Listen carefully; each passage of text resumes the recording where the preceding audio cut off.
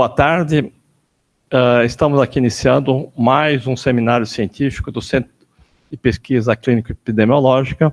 Hoje temos a honra de receber o professor Anderson de Sá Nunes, que é professor titular do Departamento de Imunologia do Instituto de Ciências Biomédicas. O tema da apresentação dele é simplesmente fantástico, né, que é a questão da interação entre os hematófagos hospedeiros e os agentes patogênicos, né, no qual ele estudou e continua estudando o papel da saliva, né. Então, hoje vocês terão a apresentação que poucas vezes vocês devem ter visto anteriormente, né, sob uma perspectiva extremamente avançada e, de certa forma, lúdica, né. Eu falo isso porque foi a apresentação dele no concurso de titular, no qual eu estava na banca, e realmente foi uma apresentação muito interessante. Então, professor Anderson, né, contamos novamente aqui com a sua colaboração. Muito obrigado. Bom, boa tarde a todos e a todas, né? Professor Paulo, obrigado não somente pelo convite, mas por essa apresentação, né, entusiasmada. Eu espero corresponder às expectativas aqui na apresentação, né?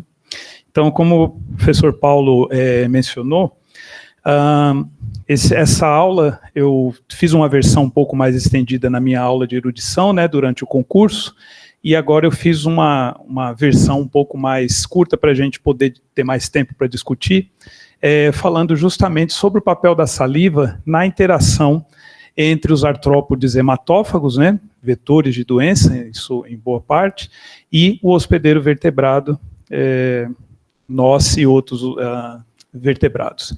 Bom, eu vou falar então rapidamente, né, alguns aspectos iniciais dessa área de pesquisa, na realidade introduzindo um pouco melhor a parte dos artrópodes, né, que é o nosso universo de trabalho, que do ponto de vista evolutivo é o grupo com talvez um dos maiores sucessos evolutivos, né, da natureza, porque quando a gente observa o número de espécies animais que já foram descritas, 85% são de artrópodes, né?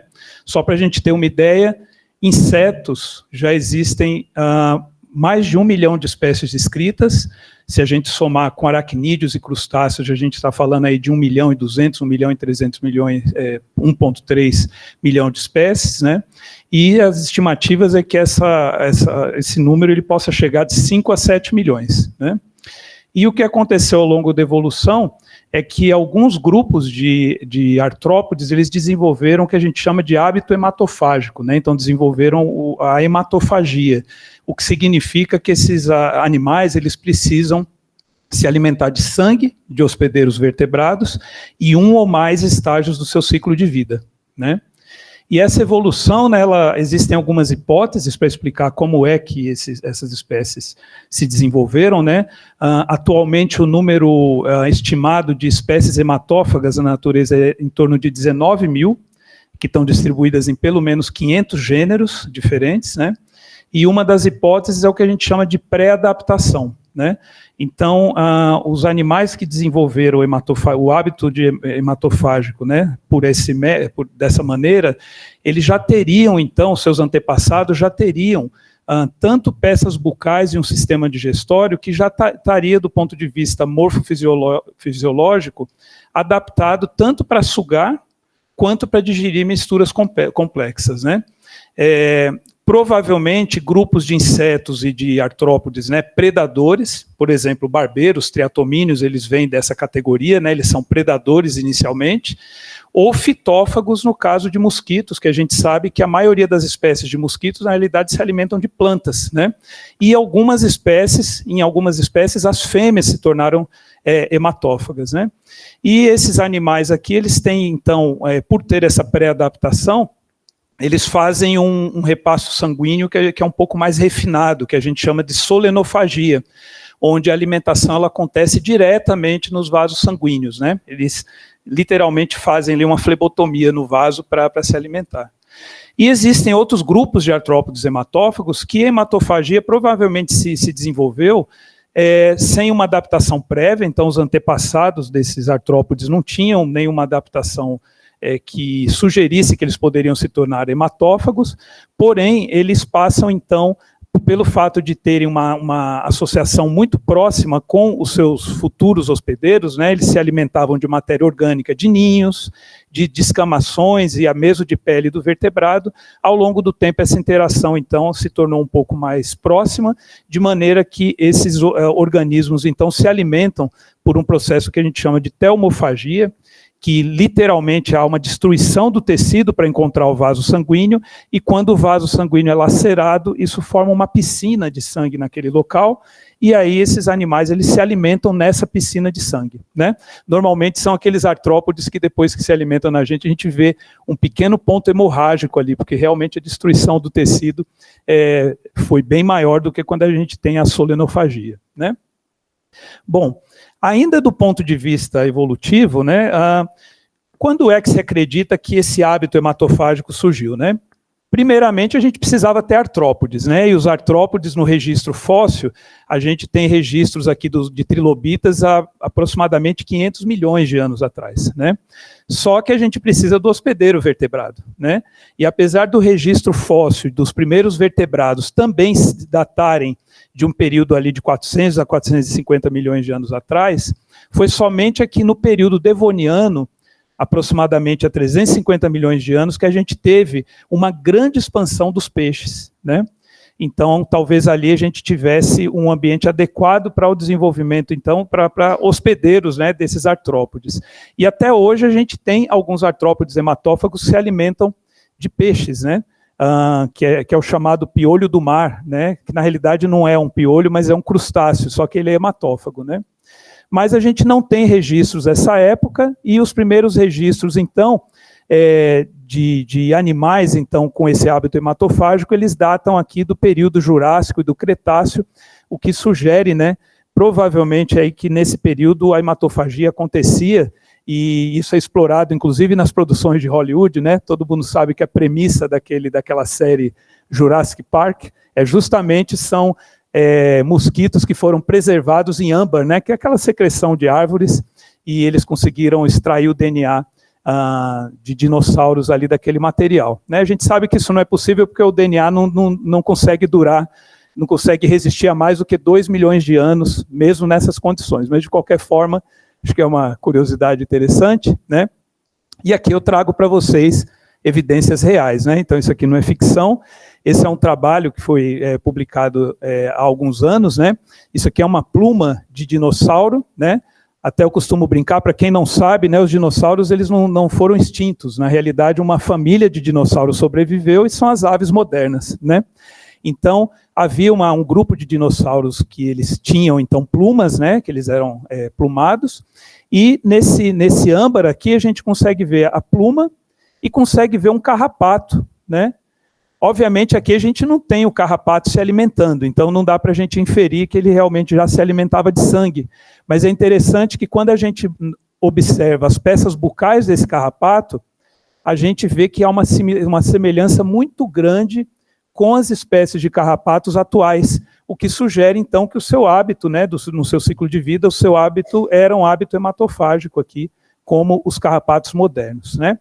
A mesma coisa a gente encontra para mosquitos, esse é o âmbar mais antigo descrito, já encontrado para mosquito, também é da mesma época daquele âmbar de carrapato, ambos são na faixa de 99 milhões de anos atrás, a datação, e a gente já tem aqui características de mosquitos modernos, né, nesse âmbar de 99 milhões de anos atrás.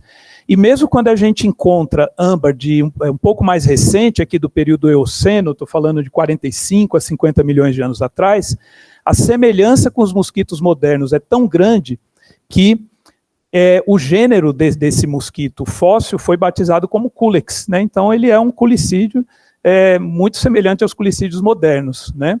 Mas aqui também a gente não tem evidência de alimentação por sangue, né?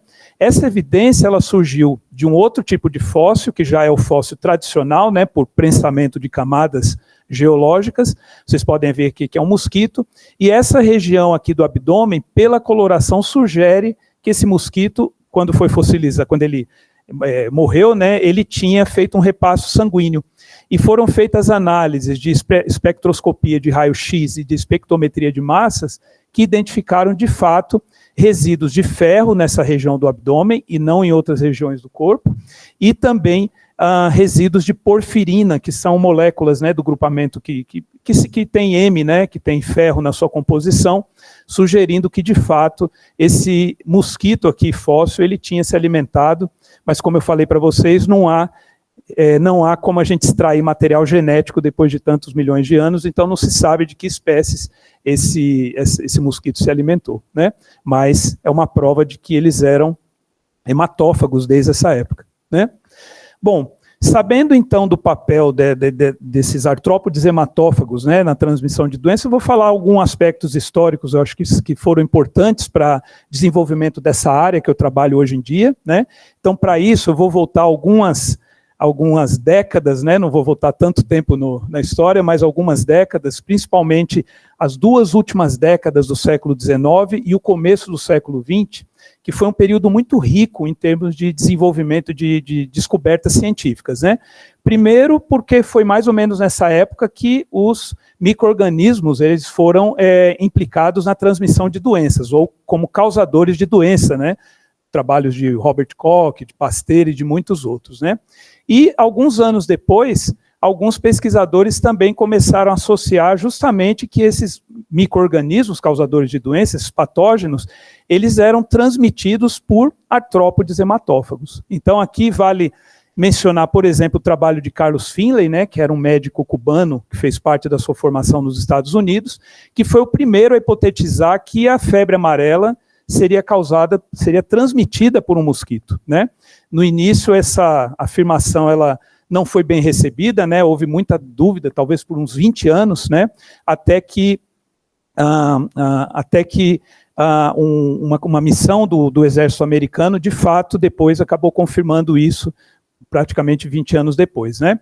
O Ronald Ross, ele teve envolvido com o trabalho de malária, e também foi ele que descreveu que a malária era transmitida por mosquitos anofilíneos, né? O seu trabalho com malária acabou rendendo a ele, né, o prêmio Nobel em 1902, e o Howard Ricketts, trabalhando em Montana, nos Estados Unidos, que descreveu o carrapato, né, carrapatos como vetores de Rickettsia rickettsii, que acabou levando, a doença acabou recebendo o nome de febre maculosa das montanhas rochosas, por conta da região onde ela foi descrita, né? E, inclusive, eu tive o prazer de visitar o laboratório do NIH, que foi construído lá no local onde o Ricketts fez essa primeira descrição, lá na cidade de Hamilton, em Montana, e é um lugar fantástico, não só pelas belezas naturais, como também o local onde isso aconteceu. Eu recomendo para quem puder fazer uma visita lá, né? No Brasil, não foi diferente, foi um período riquíssimo. Eu acho que né, não preciso nem apresentar o Carlos Chagas aqui para essa audiência, né? Então, um pesquisador que fez o trabalho completo, né, descreveu o agente causador, o vetor da doença, os sintomas dos seres humanos, né? E, infelizmente, talvez um daqueles casos de injustiça de prêmio Nobel, né, porque ele nunca recebeu esse prêmio, mas realmente a contribuição dele mereceria algo nesse nível, né? E de vários outros, aqui eu vou citar, por exemplo, o Gaspar Viana, que foi responsável pela descrição da espécie Leishmania brasiliensis, quando ele estava trabalhando aqui no interior de São Paulo, para investigar, né, algumas infecções que estavam acontecendo durante a construção de uma ferrovia que ligava São Paulo ao Mato Grosso, cuja doença depois foi batizada de úlcera de Bauru, né? Então, um termo bastante clássico aqui das lesões cutâneas causadas pela leishmania, né? Então, como vocês podem ver, foi um período muito rico, né? E que trouxe à luz, então, que esses artrópodes, eles poderiam, então, ser vetores de doenças, né? E sabendo, então, dessa importância, né, alguns outros pesquisadores, né, o Tim Gordon e o Arthur Boycott, que eram pesquisadores britânicos, eles começaram a estudar, então, qual era a reação cutânea de seres humanos expostos a mosquitos. A Stegomyia calopus é um nome antigo para Aedes aegypti, é uma das sinonímias de Aedes aegypti, para pulgas e outros insetos, né? Então, esses pesquisadores aqui foram os primeiros, há praticamente um século, a descrever o perfil da reação cutânea que ocorria quando os seres humanos eram expostos a esses artrópodes, né? E aqui já havia uma implicação de que a saliva desses artrópodes era responsável por essas reações cutâneas, né? A partir daí, algumas décadas depois, o próprio Tim Gordon estava envolvido num trabalho que acabou fazendo a descrição de um método bastante interessante para a época, né, de conseguir manter um animal anestesiado enquanto ele era exposto a uma picada de mosquito, e depois esse material era coletado e fixado, e ele começou a produzir, então, imagens dessa exposição, né? Aqui, por exemplo, a gente consegue ver uma probóscide de mosquito penetrando na pele. Essas linhas pontilhadas aqui é a posição original da probóscide, que depois cedeu, né, quando o material foi fixado e preparado, né? E, melhor ainda, ele conseguiu ver uma imagem, praticamente uma imagem intravital para a época, né, onde a gente tem também uma probóscide aqui, chegando no vaso sanguíneo e iniciando a alimentação. Então, nesse momento, não somente a dinâmica da alimentação ela começou a ser desvendada, como também o papel da saliva nessa alimentação, né? E não demorou muito, né, para que esses pesquisadores aqui do Canadá, eles fizessem um experimento bastante refinado, onde eles fizeram uma dissecção dos mosquitos, isso aqui é com a Aedes aegypti, eles cortaram os dutos salivares, né, aqui a gente tem os 3 lobos do par da glândula, eles conseguiam cortar esses dutos salivares de maneira que o mosquito que sobrevivia, ele não conseguia inocular saliva, né? E esses mosquitos, apesar disso, eles conseguiam fazer um repasto sanguíneo, não tão adequado quanto necessário, mas eles conseguiam se alimentar, né? E por isso esses dados acabaram confundindo os pesquisadores na época. Por quê? Porque eles então, vendo que o mosquito até era capaz de fazer um repasto, sem a saliva, eles colocaram, será então que a saliva, assim como a saliva humana, ela teria na realidade uma importância na digestão daquele bolo alimentar, né? E não em outras atividades, né? Eles se perguntam também se existiria um componente, um anestésico nessa saliva, algo que foi comprovado depois, né? A gente tem anestésicos em alguns desses artrópodes hematófagos e por isso que demora tanto para a gente detectar a presença deles durante o repasto. E o mais importante aqui, né? Eles colocam que talvez, né, a saliva e as glândulas salivares, elas sejam algum tipo de resquício evolutivo do hábito de se alimentar em plantas, já que, como eu comentei, mosquitos, né, os ancestrais, eles eram fitófagos, né? Então, isso confundiu bastante a área, de maneira que não foi dada muita atenção à saliva nos próximos anos, né? Então, a gente teve aí uma década inteira de uma série de trabalhos relacionados à saliva, mas sem muita importância como moléculas bioativas. Então, a composição dessa saliva, ela foi avaliada do ponto de vista bioquímico, mas ainda muito, de maneira muito básica, né? Apenas assim, qual que era o conteúdo de carboidrato, de proteínas, né? E não em termos de moléculas bioativas, né? O papel na transmissão, né? Isso já era conhecido e foi refinado, né? E métodos para melhorar, então, a coleta de material desses artrópodes, né? E aí, bom, a década de 70 inteira passou sem grandes descobertas, até que aqui eu quero apresentar para vocês 2 brasileiros que foram quem mudaram totalmente a visão nessa área, né? O José Marcos Ribeiro, ele é um médico formado na Estadual do Rio de Janeiro, na UERJ, e depois que ele terminou medicina, ele fez pós-graduação orientado pelo Eloy Garcia, lá na UFRJ, e juntos, então, eles trabalhando com uma espécie de barbeiro, né, o Rhodnius prolixus, eles mostraram que a saliva do Rhodnius prolixus, ela tinha uma atividade de impedir a agregação plaquetária. Bom, eu estava comentando, então, que o José Marcos Ribeiro, né, depois de ter feito parte da sua formação aqui no Brasil, ele acabou se tornando professor em Harvard e, alguns anos depois, acabou mudando para o NIH, onde ele está até hoje, né, como pesquisador lá. E ao longo da carreira, né, dele, pelo menos dos anos iniciais de carreira, ele foi responsável, então, como eu já comentei, pela mudança dos paradigmas na área. Então, ele descreveu, por exemplo, uma pirase na saliva de Aedes aegypti, que é um anticoagulante. Ele mostrou, então, a importância da saliva no fenômeno que a gente chama de probing, que é quando o mosquito está sondando a pele para encontrar um vaso sanguíneo. Ele descreveu propriedades antihemostáticas, anti-inflamatórias e imunossupressoras na saliva do carrapato, que é o vetor da doença de Lyme dos Estados Unidos, né? Antigamente se chamava Ixodes damini, agora ele é Ixodes scapularis. E, finalmente, um trabalho seminal, né, do grupo dele, publicado na Science, ele mostrou, então, que a saliva do flebótomo da Lutzomia longipalpis, ela aumenta a infectividade da leishmania quando ela é coinoculada com a leishmania, né? Então, de fato, esses trabalhos aqui, eles são trabalhos que se tornaram clássicos na área, altamente citados, especialmente esse último, ele abriu para um conceito, né, que até hoje é muito explorado, que é chamada de transmissão assistida pela saliva. Né, que a gente, inclusive, trabalha com essa premissa também, onde ele, o José Marcos Ribeiro, juntamente com David Sachs, ambos lá do NIH, eles mostraram de uma maneira muito elegante que quando você injeta a leishmania, esse é um modelo animal, né, isso aqui é uma orelha de camundongos, quando a gente injeta os parasitas, né, na orelha de duas diferentes linhagens, a gente tem aqui uma lesão, né, autolimitada e que tem um tamanho mensurável, mas quando esses mesmos parasitas eles são inoculados com uma mistura de saliva do seu vetor, a gente pode ver aqui que a lesão ela é muito mais progressiva e danosa aqui para o tecido.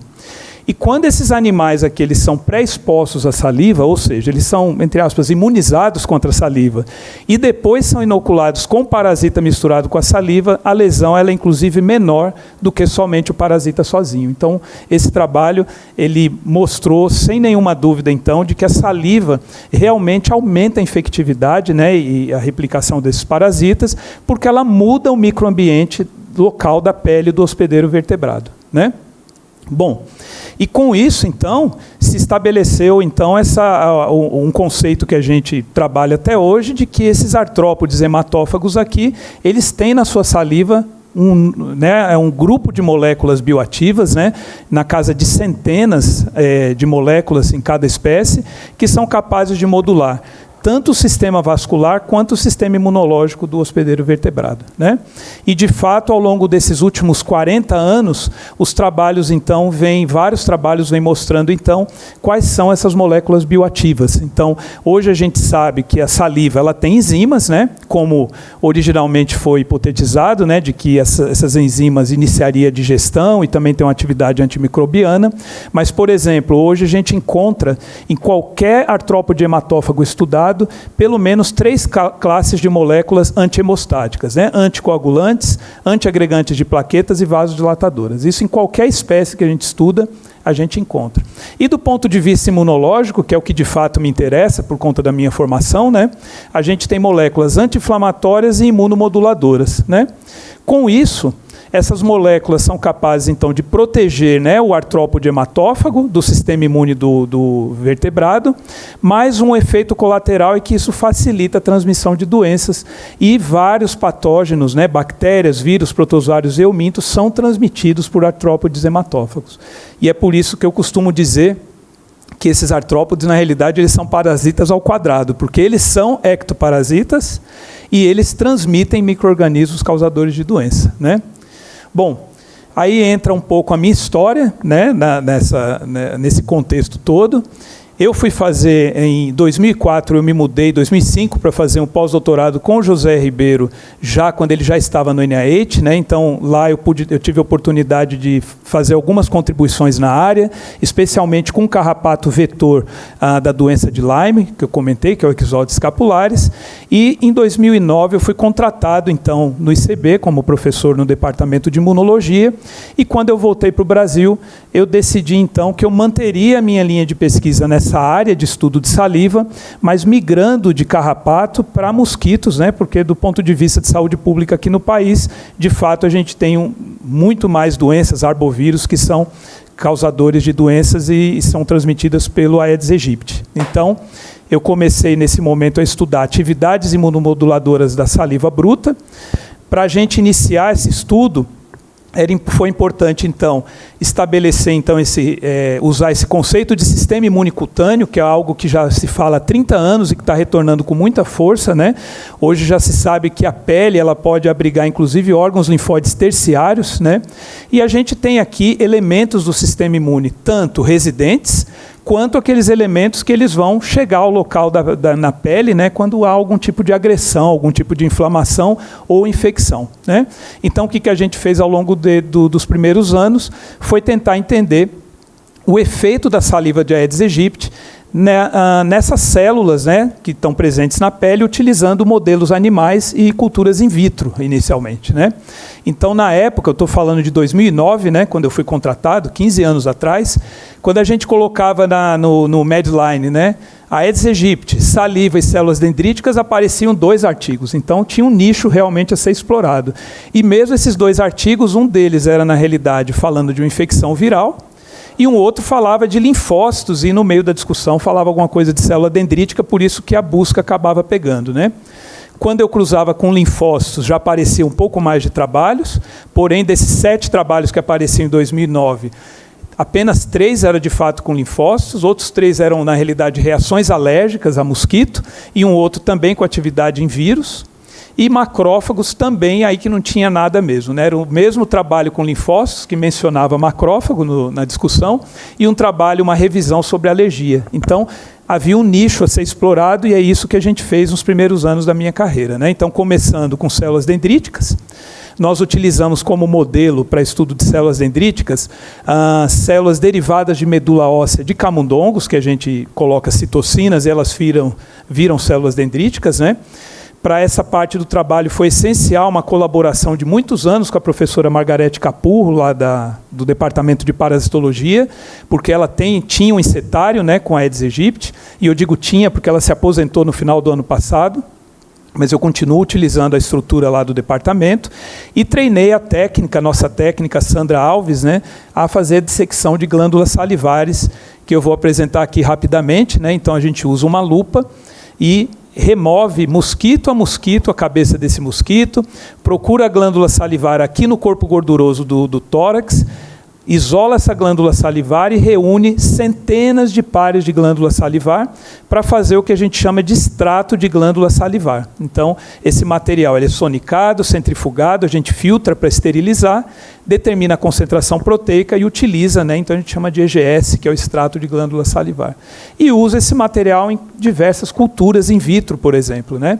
Esse trabalho foi feito pela minha primeira aluna do laboratório, muitos anos atrás, mas resumindo a história para vocês, quando a gente utilizou essas células dendríticas, né, na presença dos componentes salivares do mosquito, tanto em protocolos de diferenciação quanto maturação, para nossa surpresa, nada mudou. Então, resumindo a história, a gente não viu até hoje nenhuma atividade de saliva de Aedes aegypti na biologia de células dendríticas. Bom, e a gente pensou então, quem que seria o par, né, da célula dendrítica na resposta imune, né? A célula dendrítica ativa linfócitos, né? É que nós passamos a estudar então os efeitos da saliva de Aedes aegypti em células do sistema imunológico, né, tendo como base as células residentes e inflamatórias que podem chegar à pele, que é o local onde o mosquito inocula, né, a sua saliva, e eu estava começando a explicar, então, o papel da saliva na biologia de linfócitos.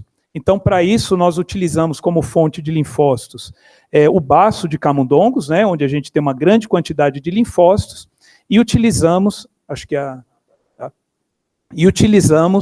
para ativar essas células um mitógeno policlonal que é chamado concanavalina A. Para seres humanos a gente usa fitoemaglutinina, é muito semelhante o processo de ativação, e como vocês podem ver, esse aqui é um ensaio colorimétrico onde a gente tem a ativação, aqui essa primeira barra escura seria o processo de proliferação desses linfócitos quando eles são ativados por concanavalina A.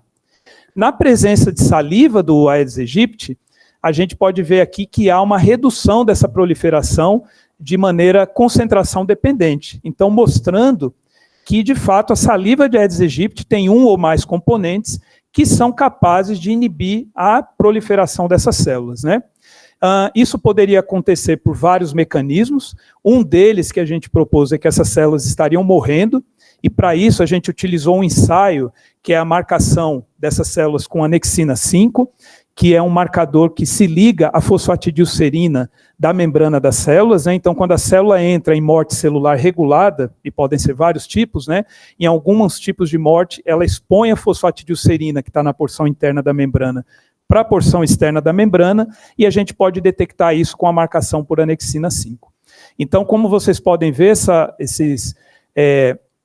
esses gráficos aqui, esses dot plots superiores, é apenas a ativação da célula, e aqui na presença dos componentes salivares. Então, na presença de saliva, a gente, de fato, tem um aumento da marcação com anexina 5 nas células totais, e quando a gente separa as populações de linfócitos, tanto TCD4, que são linfócitos T auxiliares, quanto TCD8, que são linfócitos T citotóxicos, quanto linfócitos CD19, que são linfócitos B, todos eles apresentam um aumento na marcação de anexina na presença de saliva, mostrando então que, de fato, esses componentes eles estão induzindo a morte desses linfócitos. A gente quis também verificar, né, eu não sei se é possível ver aqui, talvez na tela lá fique um pouco melhor, que a gente utilizou uma microscopia de fluorescência para verificar se esse fenômeno aconteceria em células mieloides também, tá? Então aqui a gente tem uma preparação de linfócitos T, são células CD3 positivas em verde. Na presença de componentes salivares, vocês podem ver que há um aumento da marcação com anexina 5 em comparação ao controle. Porém, quando a gente faz um ensaio semelhante na presença de células dendríticas derivadas de medula óssea, que estão aqui em verde, né, o MHC classe 2, isso não acontece. E quando a gente usa cultura de neutrófilos, aqui marcados com CD11B, isso também não acontece. Então, é interessante que a saliva ela tem uma atividade que ela é seletiva. Ela mata linfócitos, mas não mata outros tipos de células, né? O porquê dessa diferença, a gente realmente não entende ainda, né? Bom, uma outra célula que a gente investigou foram os macrófagos, né? Esse trabalho foi desenvolvido pela Michele, que foi uma egressa do meu grupo de doutorado. Os macrófagos, eles foram utilizados, foram lavados de peritônio de camundongos, eles foram estimulados, foi feita uma ativação clássica dessas células com LPS interferon gama, e um dos produtos dessa ativação são radicais livres, como por exemplo o óxido nítrico. E a produção de óxido nítrico ela é reduzida na presença de uma concentração mais alta desses componentes salivares, como vocês podem ver aqui.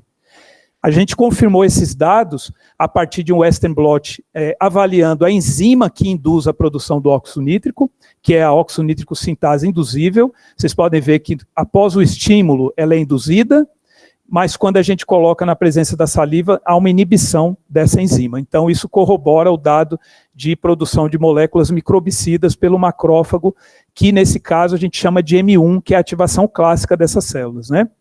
Outros parâmetros da ativação clássica são citocinas inflamatórias, interleucina 6 e L12, todas elas na presença de saliva são inibidas em relação ao grupo estimulado.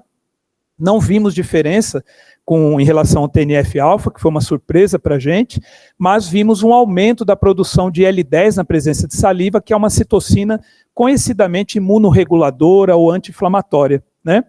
E associado a esse fenômeno, a gente viu uma redução da expressão do fator de transcrição chamado NF-κB, que é responsável por esse perfil inflamatório nas células M1. Né? Então, ela também é reduzida na presença de saliva, né?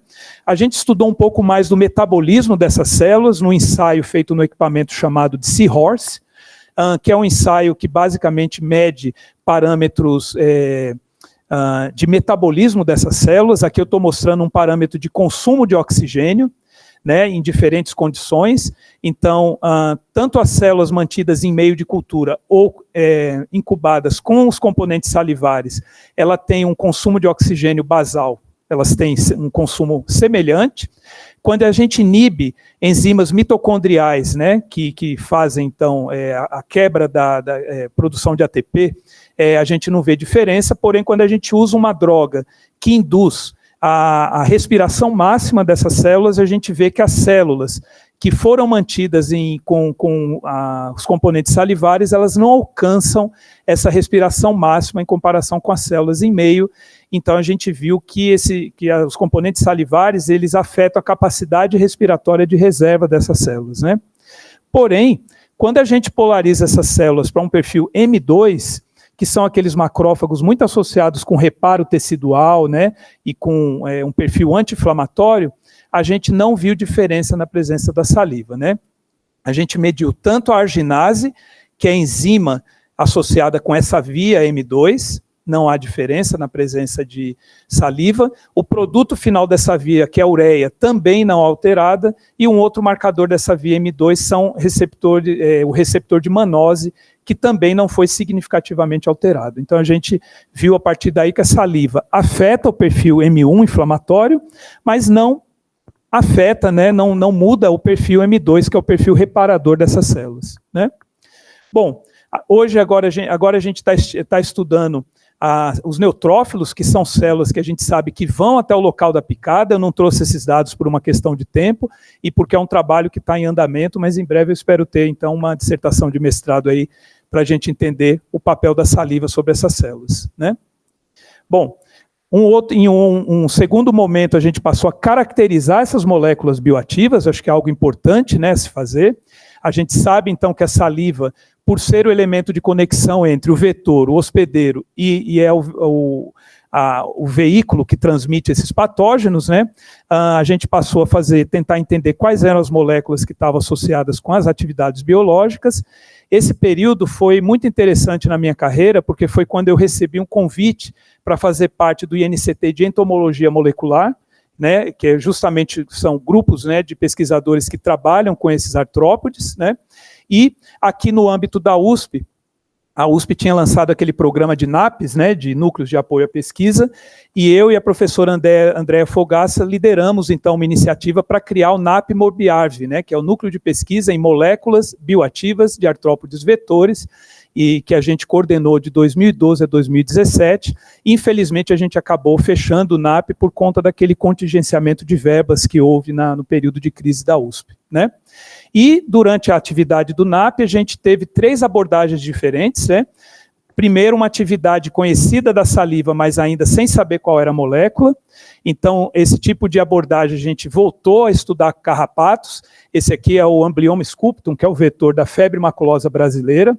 Provavelmente vocês ouviram alguns casos esse ano aí, que é, né, uma doença que, apesar da incidência ser baixa, ela tem uma mortalidade muito alta, porque os sintomas, especialmente os sintomas cutâneos, eles se confundem com outras doenças, até com dengue.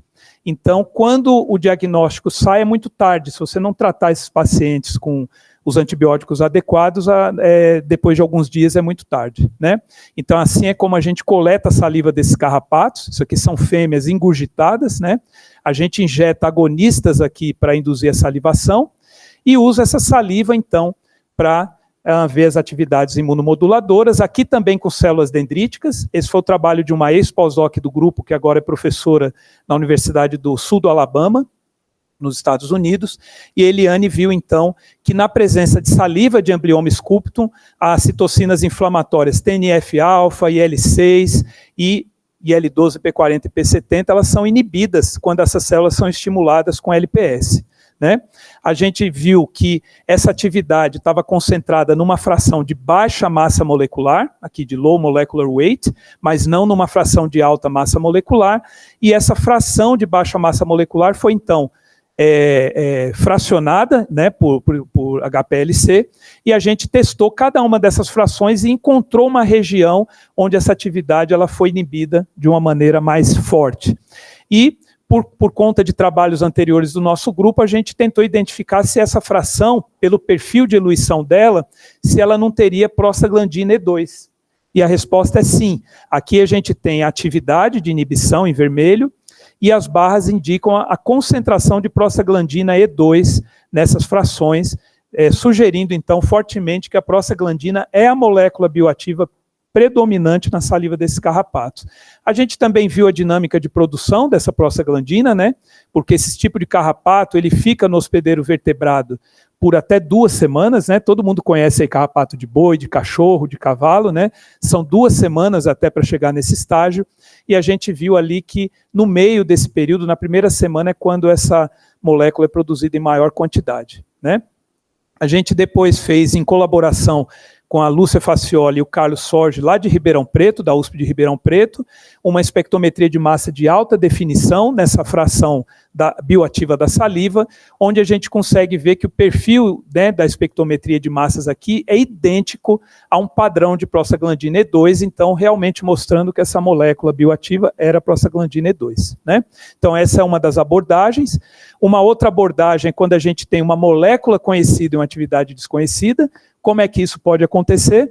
Através dos chamados salivomas, que são transcriptomas de glândulas salivares desses artrópodes hematófagos, né?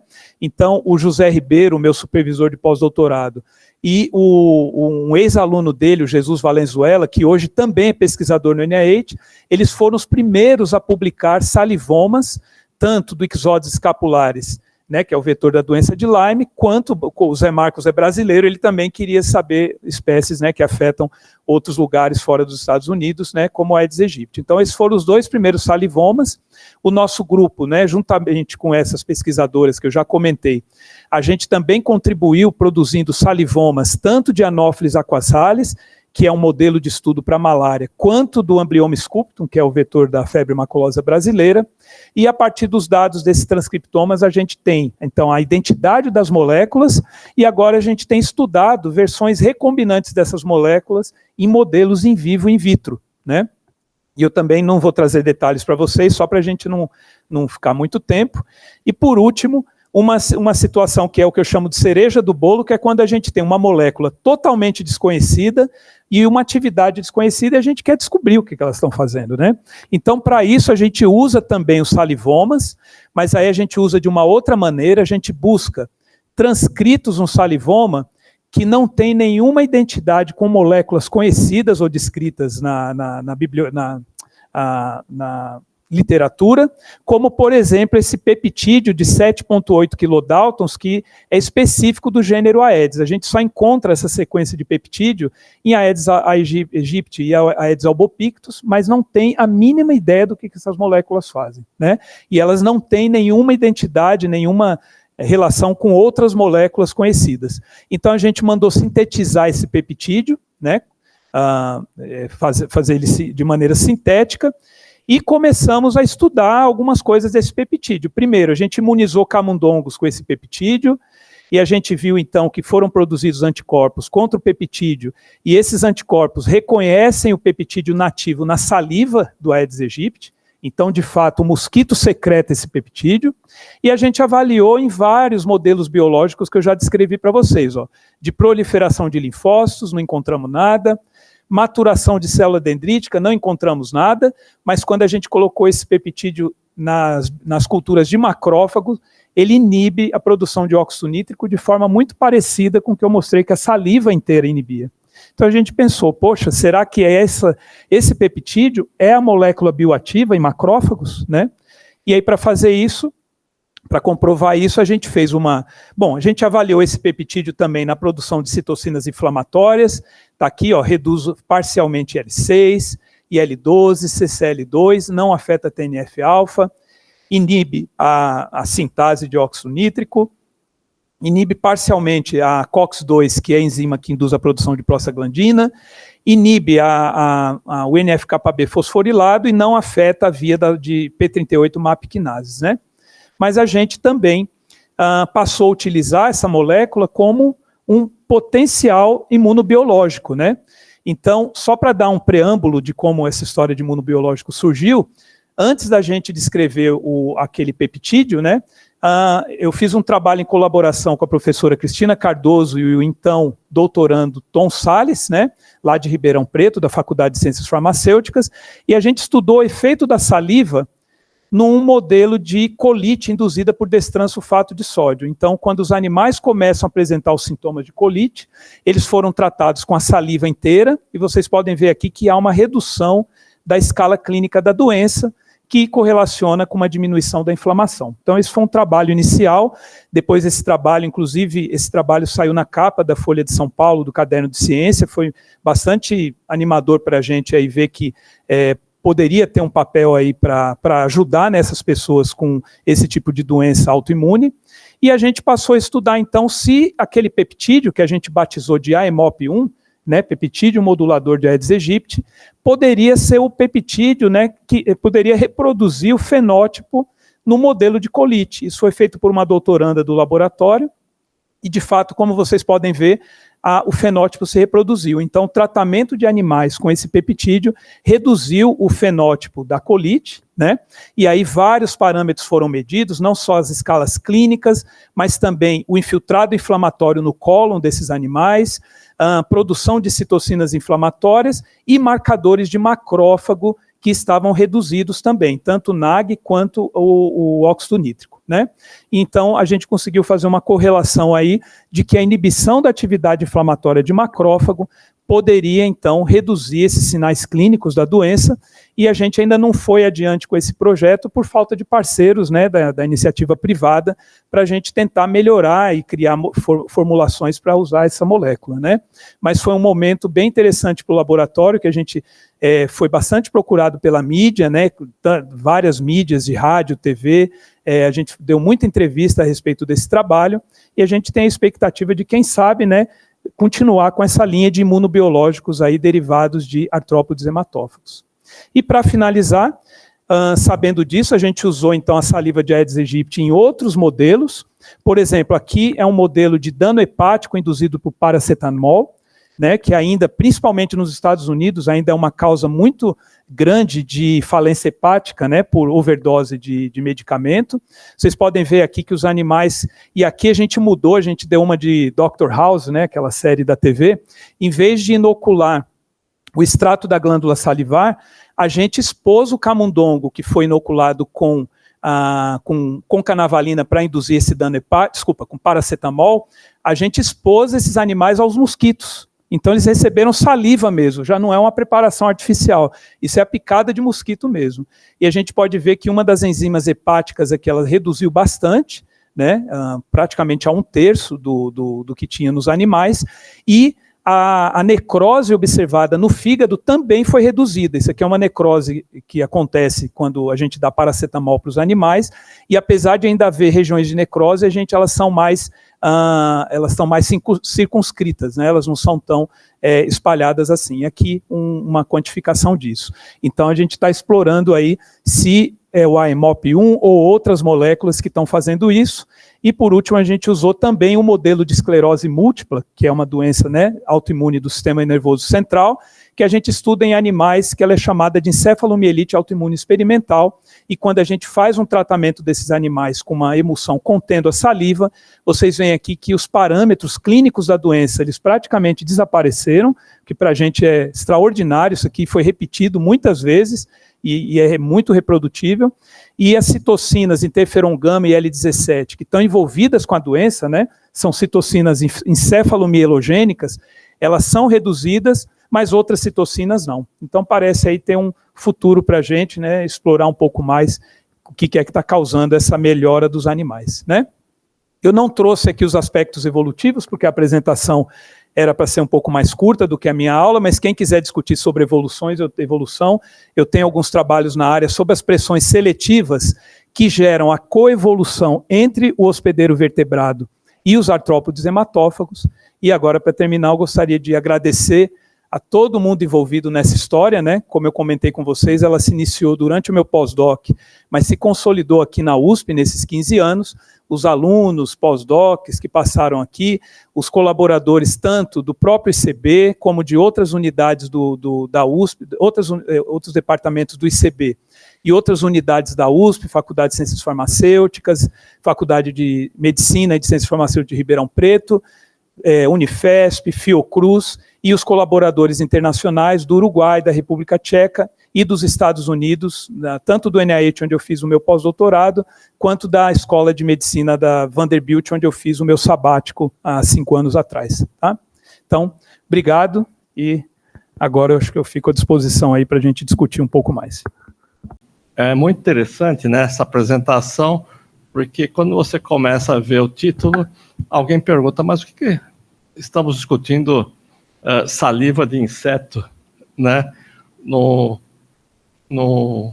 dentro de um hospital, num centro de pesquisa clínica, né? E eu acho que a gente tem, né, você conseguiu mostrar o quanto isso é importante. A questão da pressão evolutiva você vai ter que me contar depois, né? Mas agora a minha questão, trabalhando muito com doença cardiovascular, é o quanto que nós temos condição, pelo menos com ródinos prolixos, que tem uma atividade, né, antitrombótica e anticoagulação, de chegar a algum caminho em termos de um antitrombótico. Bom, na verdade, né, eu costumo dizer que a gente deveria começar a estudar essas moléculas a partir do artrópode hematófago, né? Então, assim, a natureza já mostrou para a gente como é que a gente inibe uma trombose, como é que a gente inibe uma coagulação, como é que faz uma vasodilatação, né? A dificuldade hoje é que, assim, até onde eu sei, todas as moléculas antihemostáticas que foram descritas, elas já têm como alvo as vias daquelas que já foram descritas até o momento, né? Sim. Então, obviamente que para você colocar isso, partir para uma fase clínica, você precisa mostrar uma vantagem dessas novas moléculas, né? Então, assim, isso até o momento, apesar de já existirem algumas patentes de algumas dessas moléculas, nenhuma foi adiante, né, em termos de mercado, por conta de não ter tido uma vantagem, né, tão grande em relação às moléculas que estão aí. Então, de fato, acho que partiria a partir de tecnologia farmacêutica, talvez aprimorando, né, tentando fazer algumas modificações dessas moléculas para tentar aumentar a sua atividade. Acho que eu iria por esse caminho, sim, né? Sim. Pegar o que já existe e tentar melhorar, né? Uma outra questão para você explicar é assim, eu estava conversando com uma pessoa que tinha trabalhado muito com chagas no campo e falava que a questão é que, no caso aí, o triatoma, ele era tão... A especialidade dele, né, em sugar era tamanha que ele conseguia fazer isso, né, e sem deixar nenhuma irritação, né? Então, parece que existe uma questão evolutiva do inseto, que é você não criar nenhuma irritação, liberação de histamina, nada que leve a pessoa, né, a tentar reagir. É isso mesmo? Nós temos... Exatamente. Infelizmente eu tive que tirar aquela parte final, mas a gente tem alguns trabalhos que a gente chama de exuberância fenotípica, né? Que seria tudo aquilo que a gente faz em tanto excesso que a gente não sabe por que existe. Por que a reação de mastócito e basófilo ela é tão exuberante, né? Assim, né? E sim, é porque a gente acredita que ao longo da evolução houve uma pressão seletiva para que a gente aumentasse a quantidade de histamina, porque na saliva de todos os artrópodes hematófagos a gente tem ligante de histamina. Mosquito tem proteínas da família D7, carrapato tem lipocalina, e ródnios, né, e barbeiros também têm ligantes, ou seja, eles tentam neutralizar essa histamina o máximo que elas conseguem. E a gente sabe, Paulo, que tem até um trabalho recente que saiu o seguinte, que foi avaliado, isso foi para mosquito, mas eu acho que a gente pode fazer um paralelo para outras espécies. Quanto mais alérgica a pessoa era, né, mais rápido ela conseguia detectar a presença do mosquito na pele. Isso foi feito numa caixa escura que a pessoa colocava a mão dentro e tinha o mosquito, e pessoas que não têm alergia a mosquito, se passavam 5 minutos, que foi o tempo máximo que foi deixado, a pessoa não sentia nada e o mosquito tinha se alimentado ali. E as pessoas alérgicas, elas detectavam, sentiam que o mosquito estava ali de maneira proporcional ao grau de alergia.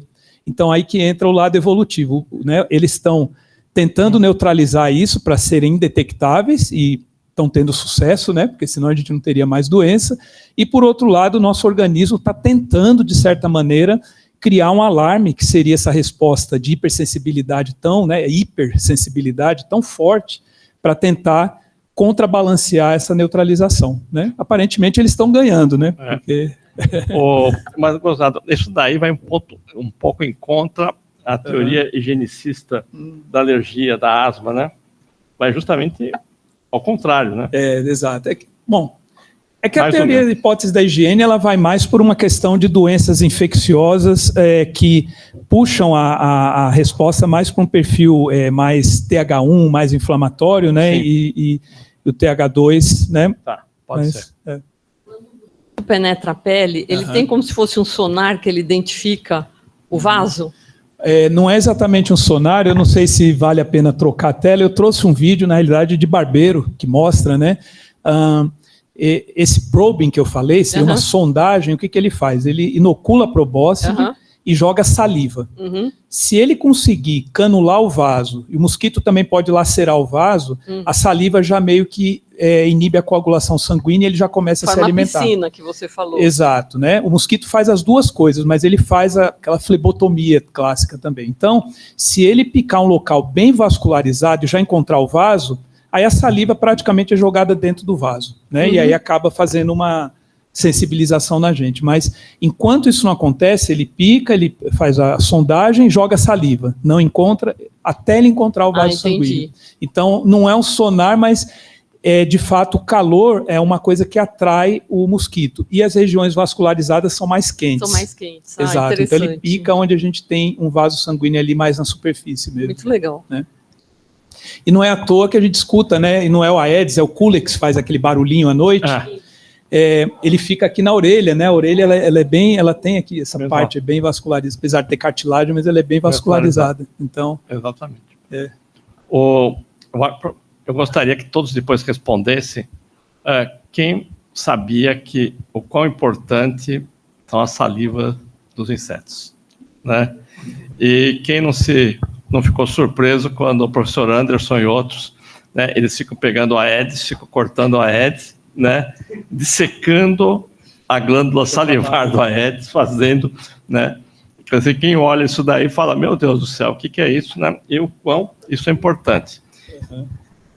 E uma outra coisa que não tem muito a ver com a aula, mas é assim, como a gente não deve usar o acetaminofém ou paracetamol, que em alguns países, a Austrália, muitas décadas atrás, teve uma epidemia de suicídios por uso abusivo de paracetamol, e essa é uma questão que a gente não... Eles mandam, hoje em dia, você não pode dar aspirina, você não pode dar Novalgina, você tem que usar o paracetamol. Como isso é um remédio que, numa dose alta, pode levar a uma necrose hepática. E a dose de eficácia ela é muito próxima, né? É muito fácil. O limite é baixíssimo. Exato. Não precisa ter uma dose... Você vai de 1,5 gramas, que seria a dose, até 3 gramas, que já é tóxico. Exato. Para necrose hepática é mais alta, mas assim, continua não sendo, alguns comprimidos. Então, como a gente... muito, né? Falha, né, nisso, né, de se falar contra a Novalgina, seguindo aí a questão americana, né, ela é uma droga alemã, mas a gente não vê os malefícios do paracetamol. Exatamente.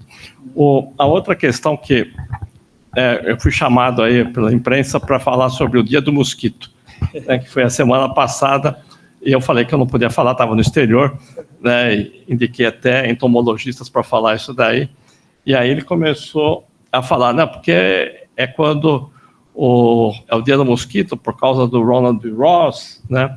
Aí eu falei, mas desculpa, mas nós devemos lembrar muito mais do Carlos Finlay, que começou isso daí, né? E que por ser cubano foi muito desacreditado. Né? E aí ele falou, não sabia disso, né? Aí quase que eu tive que explicar para ele que isso foi no século passado. O Fidel Castro nem tinha nascido ainda, porque ele já achou que eu estava tendo algum viés ideológico, né? Mas aí tem uma coisa interessante, essa questão aqui no Brasil, o Emílio Ribas fez uma coisa maluca, né? Ele e o Vital Brasil, eles se autoinocularam, né? Para mostrar que era o mosquito mesmo. Mas o pessoal falava que muito era questão higiênica, roupa suja, pessoas que não comiam, né? E aí eles fizeram um estudo que não passou pela nenhuma comissão de ética na época. Eles foram lá no Brás, onde tem a chegada dos imigrantes, e eles pegaram lá uns 10 calabreses que estavam chegando, né? Os lotufos já tinham chegado antes, então... Esses calabreses ficaram em duas condições, né? Uma no lugar extremamente sujo, não tomaram banho, não tomaram nada, e os outros ficaram. E aí mostrou que nenhum deles, né, teve qualquer contato com o mosquito, não teve nada com isso, né? É uma coisa extremamente maluca que se fez na época, né? Mas em vários lugares do mundo isso teve uma dificuldade muito grande ainda, né, da aceitação de que a causa seria pela transmissão pelo artrópode, né? Ainda foi uma coisa acho que demorou, né, para aceitarem isso, né? Foi uma coisa que... Não, sim, né? Inclusive, só falando sobre essa questão, né, que a gente chama de atratividade, tem uns trabalhos recentes que estão realmente assim mostrando, porque a gente tem esses sinais, né? Eu acabei de falar a temperatura, né? Tudo que é artrópode gosta de onde está quentinho, né? O CO2 também atrai. E hoje em dia a gente sabe que algumas pessoas, deve ter aqui, né, na audiência, pessoas que a gente fala assim, você atrai mais mosquito do que outras, né? E conseguiram descobrir que tem pessoas que elas produzem uma família de ácidos carboxílicos, né? E eu não sei dizer se isso é uma questão genética ou se tem alguma coisa do metabolismo, né, da alimentação, e essas pessoas são consistentemente mais atraentes para o mosquito do que outras. Então não é só uma questão só de banho, de tudo aquilo, mas tem uma questão natural, né, de que essas pessoas atraem. Eles fizeram uma malha de nylon para a pessoa vestir, tanto a pessoa que atraía muito quanto a pessoa que não atraía, e conseguir extrair esses ácidos por espectrometria de massas. Então, é fantástico, porque agora a gente está começando a entender o que atrai e, eventualmente, o que repele, né? Porque isso é o santo grau, né? Você vai para a Ilha Bela ali, se você não usar o repelente da ilha... Exato. Se você não usar o repelente da ilha, não funciona, né? Então, se a gente conseguisse descobrir algo que, de fato, consegue, né? Seria bem interessante. Um pouco na linha, né? Bom, professor Anderson, sua apresentação traz uma questão que eu acho que é muito importante do ponto de vista filosófico, para todos entenderem o seguinte: os artrópodes, os mosquitos, estão há 45 milhões de anos nesse planeta. E nós, Homo sapiens, vamos falar assim, 300, 400 mil anos, né? Então nós chegamos muito tempo depois e eles já entendem muito mais desse planeta do que a gente, né? E houve durante um tempo que eu assisti muita gente falando para que estudar entomologia, qual a importância disso, porque imagina, nas cidades não vai acontecer nada, né? E eu acho que boa parte dessas pessoas, elas se tornaram responsáveis pelo que aconteceu, que foi o desmantelamento de todos os órgãos de controle, né, aí, de vetores que teve no país, o fim da SUCAM, o fim da SUSEM em São Paulo, porque muita gente tem um raciocínio de um positivismo, de uma linearidade, né, e eu diria assim, de uma ignorância ímpar. O problema é que essas pessoas já chegaram à posição de poder para falar que isso já estava superado, né? E a ideia de que as doenças infecciosas, elas não tinham mais um papel no mundo, né? O desprezo, né? Nós conseguimos controlar tudo, nós conseguimos fazer tudo, e aí vem... a gente já tinha da experiência da AIDS no fim do século passado, e agora a experiência da Covid, o quanto devastadora pode ser uma doença infecciosa em termos de morbidade e mortalidade mundial, né? E o erro que é desprezar, né, essas questões, porque, pelo que você mostrou, o mosquito hoje ele não é muito diferente do que ele era milhões de anos atrás, porque ele já é um top da evolução, ele não precisa melhorar, porque ele já está ali, ele já tem tudo. E a gente tem várias, a toxoplasmose é outro bicho extremamente, né? E a questão de que o homem não vai conseguir resolver tudo. Ao contrário, ele causa, né? A gente está passando por essas questões climáticas super importantes. Eu ia tocar nesse assunto, a questão climática. E a ideia de que a gente pode controlar tudo, pode fazer tudo, e acho que a Covid foi um exemplo de que não, nós estamos muito errados, né? Porque um mero mosquito, um vírus, enfim, pode mudar todo o padrão do comportamento da sociedade durante 2 anos, né? Que foi a Covid. Bom, e essa questão, se me permite, Inclusive, a semana passada eu estava numa entrevista com, eu vou mandar um grant, né, para o NIH, e na área de vetores, e eles estavam comentando comigo essa questão das mudanças climáticas, que estão aumentando a área onde o Aedes aegypti consegue chegar e onde ele não chegava anteriormente, e também a reemergência de algumas doenças. Por exemplo, lá na área de Massachusetts, eles comentaram comigo, ó, vai atrás disso, que é importante você colocar. Teve esse mês agora, né, alguns casos de encefalite equina, que é transmitida também por mosquito. E, então, assim, são coisas que a gente não via e elas começam a pipocar em regiões que você fala, nossa, né?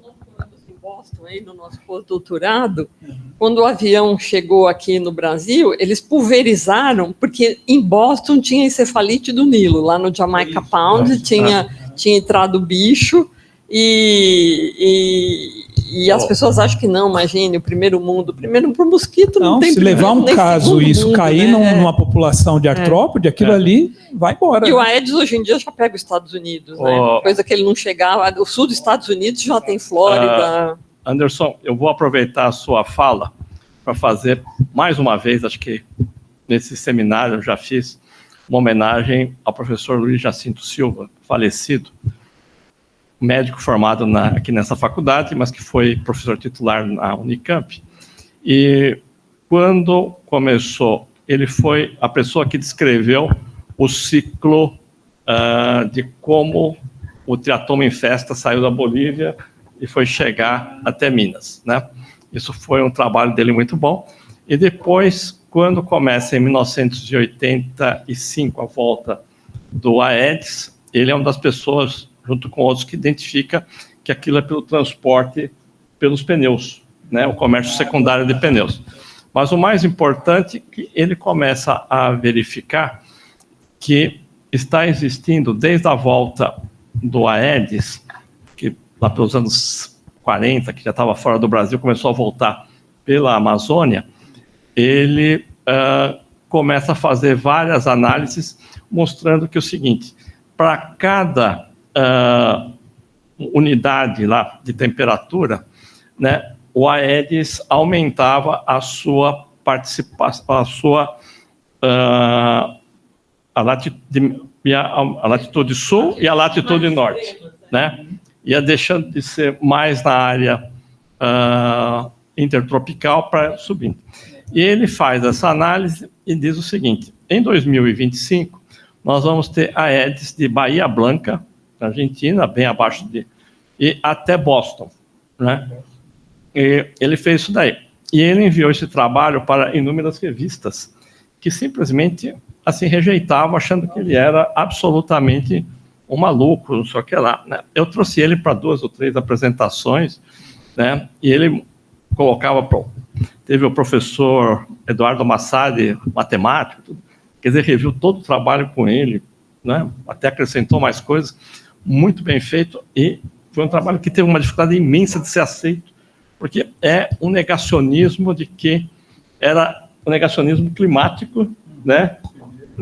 Dentro dos editores de revista, né, os mais jovens, para saberem, né, os editores de revista são totalmente enviesados, tá? Então, né, quando você tem sorte, você consegue publicar, porque tem muito, né, e revisores, então, que são seu concorrente, e o Jacinto não conseguiu, que assim chegar a ter uma publicação grande em relação a isso, mas eu sou testemunha, eu vou ficar repetindo isso aí o tempo inteiro, que ele mostrou isso. Então, no ano de 2024, nós já tivemos esse verão Argentina com uma quantidade imensa de dengues, o mosquito já chegou em Bahia Blanca, e consta que ele está nas Carolinas, indo para Virgínia, daqui a pouquinho em Washington. Como tem um trem-bala, né, Washington, Boston, então eu acredito que no verão de 2025 ele estará lá em Boston, né, e eu vou querer, então, fazer uma grande estátua ao professor. Revisitar o trabalho dele e falar, olha não, aqui. Sim, eu quero... O problema na época, a gente não gravava, não tinha YouTube, não tinha nada. Também tem de ser um cientista brasileiro. Porque pelo que você contou do Ribeiro aí, ele já merecia o Nobel dele faz muito tempo. Olha, assim, modéstia à parte, a gente já conversava disso lá, inclusive aquele aquele trio que ganhou o Nobel pelo óxido nítrico, né, que acabou levando a geração do Viagra, tudo. Poucos anos antes, José Marcos Ribeiro, aqui ainda no Brasil, identificou a nitroforina da saliva, que liga ao óxido nítrico, libera e vasodilata. Sim. Só que ele disse que na época ele não tinha um equipamento que era essencial para ele poder afirmar categoricamente. Então, por coisa de 2 anos, sim, ele não identificou o óxido nítrico como vasodilatador o Barbeiro usava. Pelo que você falou, ele era merecedor de um prêmio Nobel. Pois é. Ele felizmente ganhou uma medalha que é dada todo ano naquele encontro da medicina tropical. Foi há 2 anos, ele foi a pessoa que ganhou. Então, assim, a trajetória dele vem sendo reconhecida. Eu fico feliz de ver isso. Assim. Se ele estiver passando por São Paulo aqui, nos comunique que nós vamos trazê-lo aqui para ele contar, não apresentar trabalho científico, mas contar a experiência dele, porque para todos os que estão nos assistindo, né, e são muitas pessoas que estão aí iniciando a carreira científica, é importante saber, né, como as coisas funcionam de fato, né, e que você não pode desistir de uma boa ideia, né. O que vale é você ter uma boa ideia e ir atrás dela, né? Mesmo que você vai ter dificuldades de publicar, não fique preocupadíssimo que o seu índice de impacto, quando você publicou sua tese, foi baixo. A questão não é essa, né? A questão é ter uma boa hipótese, uma linha que você vai levando adiante. Anderson, muitíssimo obrigado. Eu agradeço, Paulo, mais uma vez. Né, foi uma ótima. Convite. E a todos vocês o seguinte, nós vamos colocar o e-mail do professor Anderson e quem estiver assistindo o vídeo integralmente poderá enviar para ele para tirar algumas dúvidas. Bom, obrigado. E anunciamos que nós vamos continuar com os mosquitos. Semana que vem a professora Tâmara vai falar da questão dos anófilis, né, que é a especialidade dela, que ela trabalhou muito com isso, continua trabalhando. Tá? Muito obrigado, então.